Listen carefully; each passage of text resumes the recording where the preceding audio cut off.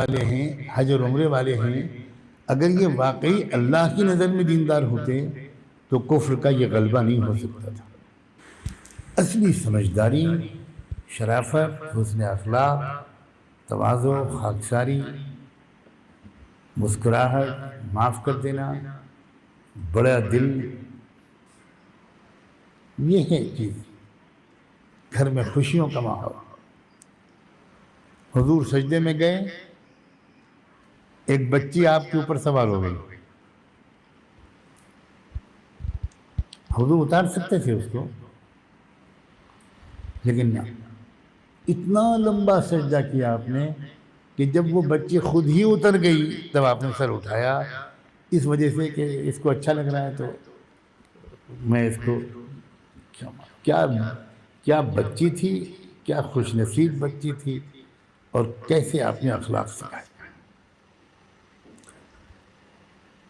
ایک بار آپ نے بڑی مختصر نماز کر کے سلام پھیر دیا، کیوں؟ ایک بچے کے رونے کی آواز آ رہی تھی،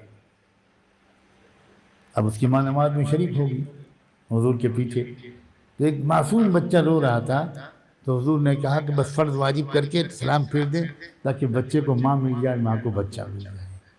یہ ہے اسلام۔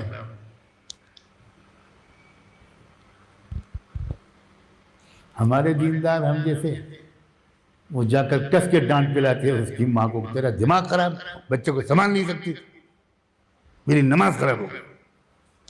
آپ کی نماز خراب نہیں ہوئی، آپ کا دماغ خراب ہے، آپ کے اخلاق خراب، آپ کا دل خراب۔ ایسے سوکھے اسلام کی وجہ سے لاکھوں کروڑوں لوگ دین کی طرف نہیں آ پا رہے۔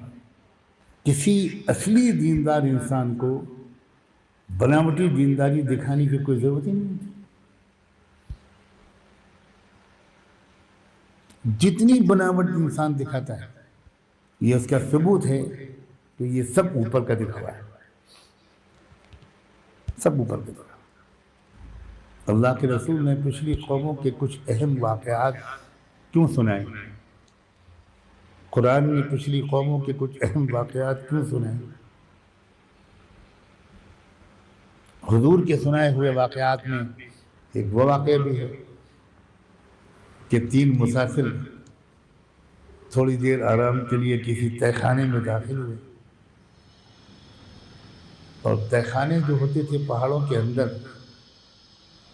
تو ان میں کبھی کبھی ایسا ہوتا تھا کہ زوردار ہوا چلی، آندھی آئی، اور کوئی چٹان کھسک کر تہہ خانے کے اوپر چپک گئی، راستہ بند ہو گیا، بالکل بند، کیونکہ پہاڑوں کے درمیان اندر ہول ہوتا تھا اور اندر تہہ خانے ہوتے تھے۔ وہ مسافروں کے لیے اللہ تعالیٰ کی طرف سے ایک انتظام ہوتا تھا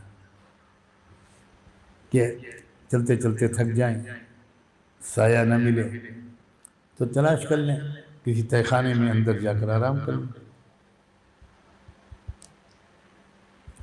3 لوگ بیچارے پھنس گئے اندر، اس لیے کہ چٹان نے اوپر آ کر راستے کو بند کر دیا۔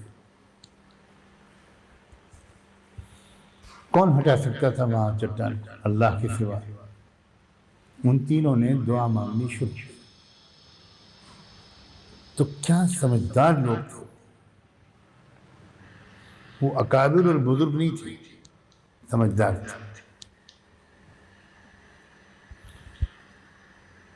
انہوں نے یہ سوچا کہ ہم میں سے ہر ایک کوئی ایسا عمل اس وقت پیش کرے اللہ کی بارگاہ میں، اور کوئی اس کا وسیلہ دے کر دعا مانگے۔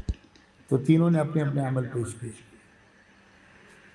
ان میں سے ایک عمل یاد ہوگا کہ ایک شخص نے کہا کہ اللہ آپ جانتے ہیں کہ میں بکریاں پالنے والا آدمی، بکریوں کو چرا کر لا کر جب میں دودھ دوتا ہوں تو پہلے اپنے بوڑھے ماں باپ کو پلاتا ہوں، بعد میں بچوں کو پلاتا ہوں۔ بچے بھی دن بھر کے بھوکے انتظار میں ہوتے تھے، لیکن میں نے طے کر لیا تھا کہ میں پہلے ماں باپ کو پلاؤں، اس کے بعد بچوں۔ اب یہ جذبہ ایک دل کی ایک کیفیت ہے، کوئی فرض واجب نہیں ہے، لیکن ایک عجیب قسم کا برتاؤ ہے کہ ماں باپ پہلے، انہوں نے مجھے پال پوس کے بڑا کیا، تبھی تو اس لائق بنا ہوں، ان کو میں پہلے پلاؤں،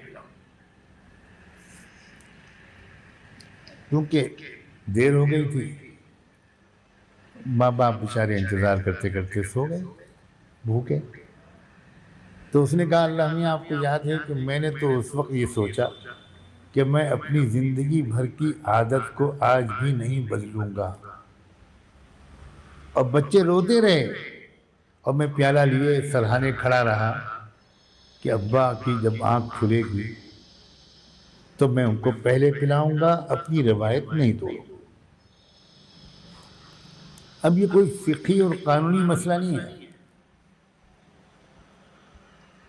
آج بھی اگر کوئی فتویٰ مانگے گا تو مفتی صاحب شاید یہ لکھیں کہ اس کو ایسا نہیں کرنا چاہیے، باپ سو گئے تھے، ماں سو گئی تھی، تو پہلے بچے کو پلا دینا چاہیے، لیکن اس نے یہی کیا، پہلے ان کو پلایا پھر بچوں کو پلایا۔ یہ کیا چیز ہے؟ یہ ہے اصلی دینداری، جس میں وفا ہے، جس میں وفاداری ہے، جس میں ایک اندرونی طور پر بات ہے کہ بچے بعد میں، پہلے میرے بابا۔ کون ہے آج کل کون ہے 99.9% میں کون ہے یہ دکھا سکتا ہے کہ کہہ سکتا ہے کہ میرا معاملہ یہی ہے؟ کون ہے؟ اسی لیے کہہ رہا ہوں کہ اصلی دینداری کا فیصلہ کرو اور مضبوط فیصلہ کرو کہ زندگی کو اس رخ پر گزارنے ہوئے، اور اس کے لیے یہ چھوٹی چھوٹی باتیں سیکھنی پڑیں گی۔